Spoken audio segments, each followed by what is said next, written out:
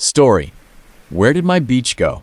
In a village by the sea, where the ocean shimmered blue and green, lived Litia and her brother, Jacob. The shore was their favorite place to dance and play. Each day, Litia felt like the sea had crept closer. Their dancing space was slowly going away. Each day, the water rose higher and the beach grew smaller.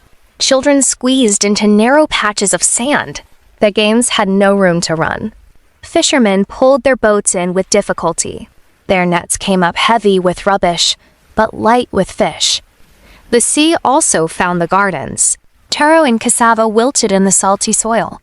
Out at sea, nets brought back only a few fish. Families worried. Without food from the land and the sea, how would they survive? One afternoon, Litia sat with her grandmother by the shore. When we were children, the beach stretched all the way to the foot of the mountain.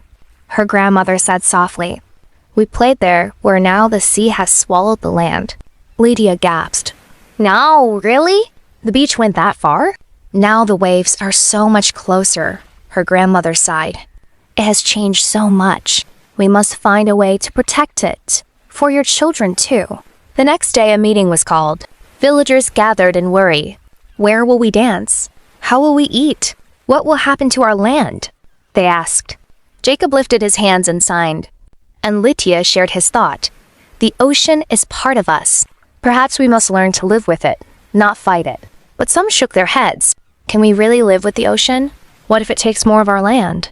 Early the next morning, the village woke to the sound of children digging holes for saplings. "Trees will hold the sand," said Litia. Soon, families joined them, young and old.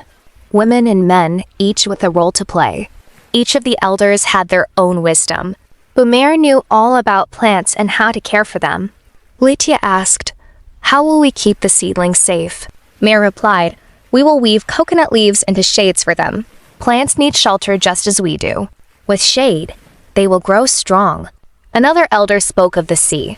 "Watch the tides, and you will know when the ocean is gentle and when it is strong. The stars guide our canoes, and the winds tell us when storms are coming." The villagers listened closely, learning how to live with the ocean, not against it. Some families carried their gardens inland. Others built stone walls to slow the waves. Elders taught children when to plant and when to wait. Life was harder now, but by using traditional knowledge and new ideas, the village found ways to stay safe. That night, an elder woman spoke. "Long ago, our people planted mangroves. Their roots held the shore. Their branches sheltered fish. The ocean fed us when we cared for it." Her story gave them hope.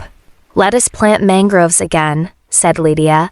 So they worked together, women, men, children, elders, and those with different strengths, all planting, weaving, and building. The days turned into weeks, and the weeks into months. Tiny shoots pushed from the mud, then stretched taller, their roots holding strong. Life was returning to the shore. Seasons passed, and the mangroves continued to grow. First, small shoots swayed in the tide. Then roots stretched wide, holding the sand. In time, the trees rose taller, their branches sheltering fish and crabs once more. To help, the village set aside a no-take zone, taboo area for Fiji, where no one fished. Giving the ocean time to heal, fisherwomen pulled their nets with ease. The ocean was giving back. Fat fish darted between the mangrove roots, and crabs scuttled at their feet. The gardens were green again, too, their leaves broad where salt once burned the soil. Families filled their baskets with food, and laughter returned to the village. A great feast was held to celebrate the season of abundance. Families sat side by side on long mats, sharing fish, root crops, fruit, and fresh young coconuts. That night, Lydia's grandmother spoke. "This is how we live, with the ocean, not against it. With each other, not alone. Everyone has a role to play in keeping our village strong." The beach was stronger, and the village was proud. Together, they had found ways to protect their home, dance by the sea, and keep food on their tables. But the elders reminded everyone, planting trees and helping the reefs were only the beginning. The ocean would keep rising unless the world listened. Litia knew these were only first steps. Their village, like many others, was still in danger. "We must care for the earth. not just for ourselves, but for all who come after us," said their grandmother. The beach was safer for now because the village worked together, but the ocean will keep rising unless the world listens. Every hand, every heart, everywhere has a role to play. Thank you for listening. Good night, sweet dreams, all my love.